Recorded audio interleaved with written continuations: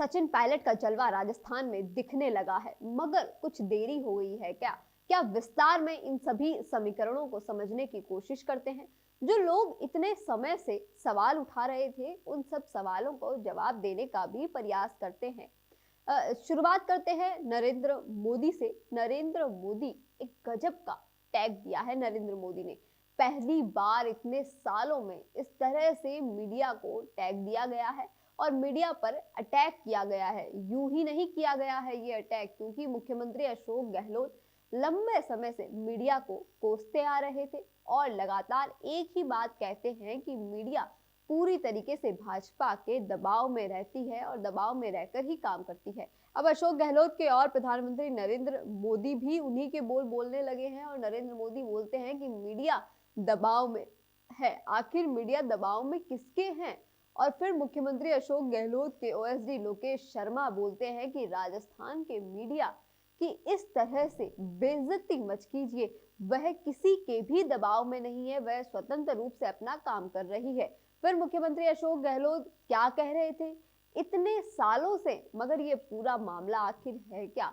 आखिर ये मीडिया वाला पहले समझ लेते हैं दम तो इन बातों को वही लाल डायरी के पन्ने भी खूब सुर्खियां बटोर रहे हैं और इन पन्नों में ऐसी ऐसी बातें लिखी गई है कि इसको अगर लिख दिया जाए तो फिर पूरे सरकार का सवाल निशान खड़ा हो जाता है।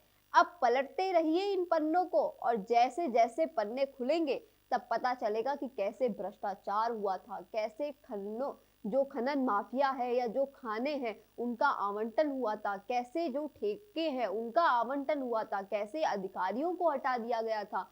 मोदी की भी खबरों पर लगातार पैनी नजर है वो बनी हुई है। दूसरी ओर हनुमान बेनीवाल भी कुछ पीछे नहीं है। हनुमान बेनीवाल भी हर जगह अपनी नजर गड़ाए हुए हैं, कड़ी नजरें रखे हुए हैं। लगातार हनुमान बेनीवाल बयान भी देते रहते हैं। हाल ही में नरेंद्र मोदी को भी मनहूस बता दिया गया और मनहूस बताकर वो हंस पड़े। जिस तरह से दूसरी ओर जिस तरह से गणपति प्लाजा में लाकर इस खजाने का बात की गई है, खजाने को अलग छाप दिया जाए तो काले धन की काल कोठरी वो, मगर अखबारों में वो खबर दिखती नहीं है। ये दर्द प्रधानमंत्री नरेंद्र मोदी को काफी दिखाई दे रहा है। और क्यों नहीं गणपति प्लाजा की जो खबरें थी, जो भ्रष्टाचार की जो मामले सामने आए थे, इतने पैसे जो पकड़े गए थे, वो खबरें क्यों दबा दी गई, वो खबरें क्यों खत्म कर दी गई?